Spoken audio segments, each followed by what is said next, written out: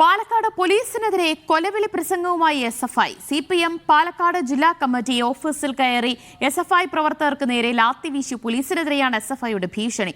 Police ഉദ്യോഗസ്ഥരെ വീട്ടിൽ കയറി ആക്രമിക്കുമെന്ന് എസ്എഫ്ഐ സംസ്ഥാന സെക്രട്ടേറിയറ്റ് അംഗം വിപിൻ പറഞ്ഞു.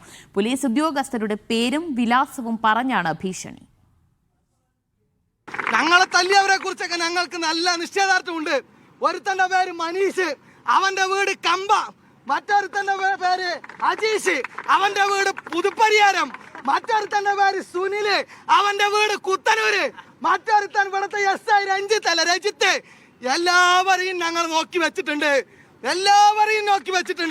ഞങ്ങൾക്ക് കിട്ടിയതൊന്നും തിരിച്ചു കൊടുക്കാത്ത ചരിത്രം ഈ വിദ്യാർത്ഥി പ്രസ്ഥാനത്തിനില്ല എന്ന് മനസ്സിലാക്കിക്കോ. പാലക്കാട് നിന്ന് സാജിദ് അജ്മൽ വിവരങ്ങൾ നൽകും. സാജിദ്, ഭരണം നഷ്ടമായതിന് പിന്നാലെ ഇപ്പോൾ തെരുവിൽ എസ്എഫ്ഐ പ്രതിഷേധ രംഗത്ത് സജീവമായി കഴിഞ്ഞിട്ടുണ്ട്. ഇന്നിപ്പോൾ നീറ്റ് പരീക്ഷാ ക്രമക്കേട് പരീക്ഷ റദ്ദാക്കിയതുമായി ബന്ധപ്പെട്ടാണ് എസ്എഫ്ഐയുടെ പ്രതിഷേധ സമരമുണ്ടായത്.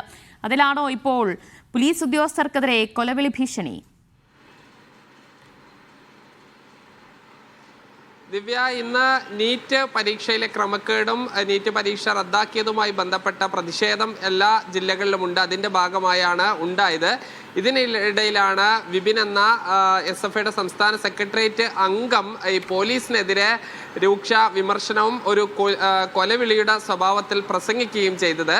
ഇതിന് പ്രധാനപ്പെട്ട കാരണം നമുക്കറിയാം, 4-ാം തീയതി വോട്ടെണ്ണൽ കഴിഞ്ഞ് രമേശ് പിഷാരടിയുടെ വിജയാഘോഷത്തിനിടയിൽ UDF പ്രവർത്തകരും CPM പ്രവർത്തകരും തമ്മിൽ പ്രശ്നങ്ങളുണ്ടായിരുന്നു.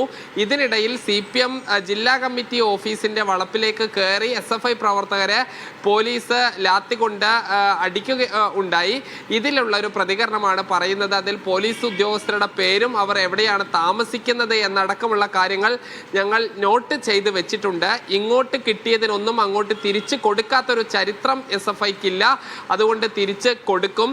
ഞങ്ങളുടെ ശരീരത്തിൽ നിന്ന് മാത്രമല്ല രക്തം പുറത്തേക്ക് വരിക, പോലീസ് ഉദ്യോഗസ്ഥരുടെ ശരീരത്തിൽ നിന്നും രക്തം പുറത്തേക്ക് വരും. ഞങ്ങൾക്ക് രാത്രിയടിയേൽക്കുമ്പോൾ മാത്രമല്ല ശരീരം വേദനിക്കുക, പോലീസും മനുഷ്യരാണ്, അവർക്കും വേദന ഉണ്ടാകും.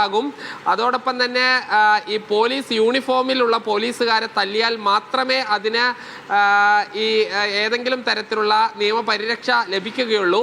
അല്ലാതെ യൂണിഫോമിലില്ലാതെ ഡ്യൂട്ടിയിലില്ലാത്ത സമയത്ത് പോലീസിനെ തല്ലിയാൽ അതൊരു വ്യക്തിയെ തല്ലിയതിന് സമാനമാണ് എന്നുകൂടി പറയുന്നുണ്ട്. അത് പോലീസുകാർക്കുള്ളൊരു മുന്നറിയിപ്പ് കൂടിയാണ് എന്നുള്ളതാണ് SFI നേതാവ് വിശദീകരിക്കുന്നത്. പാലക്കാടാണ് പോലീസിനെതിരെ ഭീഷണി പ്രസംഗവുമായി പ്രതികരണവുമായി SFI നേതാവ് വിപിൻ രംഗത്തെത്തിയിരിക്കുന്നത്.